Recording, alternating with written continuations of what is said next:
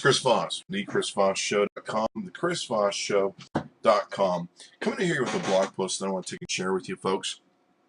This is the new Facebook groups feature that you probably seen or heard about that's come out. I wanted to get some time to really get to know this product before I talked about it and really see what the results are going to be.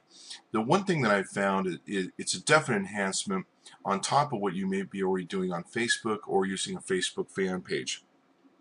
Now, the enhancement here I found is there's more chatter, more talking going on these groups, usually, than there are with the Facebook fan page. And I'll show you why here in a second. One of the key features of this group is the chat ability, where you can chat with the group and you can chat real time across the group. Of course, the Facebook fan pages do not have this feature. So this is really exciting. I really love it. I love talking to people. It's great as a group. You can network more and chitter chatter up, if you will. The groups are very easy to take and create. You can see here I've got the chrisvossshow.com blog group. It's an open group, so it's just send me a thing that you want to join it, and I'm sure it's in a directory somewhere. And you can see here we've got about 214 members. I'm slowly growing this group because one of the problems we found with the groups, actually probably the only problem we found with the groups, is that if you add too many people, you can usually add them without their permission. So you can add your friends to the group and you can type in their name, which is usually the way you would have to add most of these people to a group. And when you add them in, they're automatically going to start getting emails from the group. They actually have to manually go back in and edit their settings where they edit notifications for emails. So it's kind of problematic in that way, where these people just start suddenly getting emails from your group. So you may want to be careful about how you administer this, or how you get your group set up, or how you get your members put out. I usually only subscribe to posts that I'm subscribed to, which is usually the comment threads that I'm usually yakety-yakking on.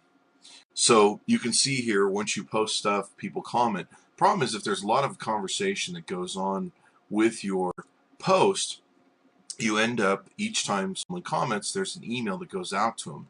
And like I said, if you're just adding your friends to this group, you may want to warn them, because I've seen most of the groups have a whole mess of people that are complaining about how suddenly their inbox is now filled with group messages, and they're very unhappy about it. They don't like it. A lot of people usually don't seem to know to go to the edit settings buttons to make those changes, but they're kind of happy because you kind of involuntarily asked them.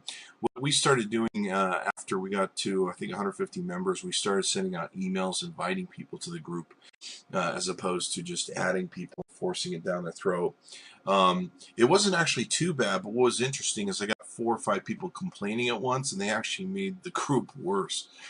So you may want to be selective as to how you grow your group. You can, of course, post here. It works just like your Facebook fan page or your Facebook group.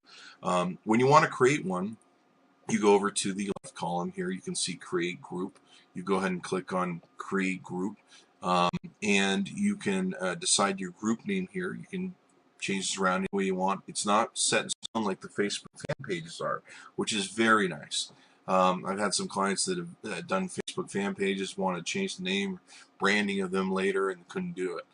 So with this, you can add, of course, members that you may want to put in there. I'll show you how you can add to these later. You don't necessarily have to do this right now. You can choose whether you have an open, closed, or secret group. I would imagine that a closed group is one of just a bunch of people and they can't see into it, but it's probably listed in a directory somewhere maybe. The secret group is probably not listed in a directory, and no one knows it existed unless you're invited by its membership. So the secret groups are pretty cool. I don't know if there's anything different between them. Open groups, they still seem to have to ask me to join my group. Either way, whatever, however that wants to work, or however you want to set it up. So once you set up the group, you can pretty much go into the group and set up its group settings. You can change the name, of course, anytime you want. I am seeing now, after 2 or 3 weeks, this new feature.